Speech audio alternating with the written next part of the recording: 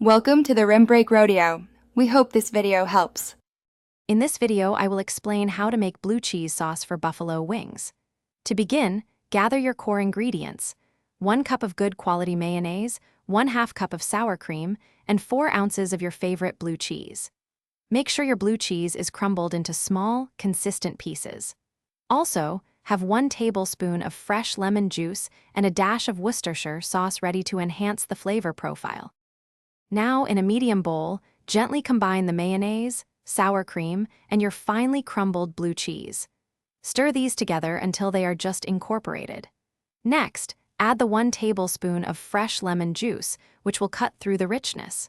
Finish by seasoning with 1/4 teaspoon of black pepper and a small pinch of salt to taste.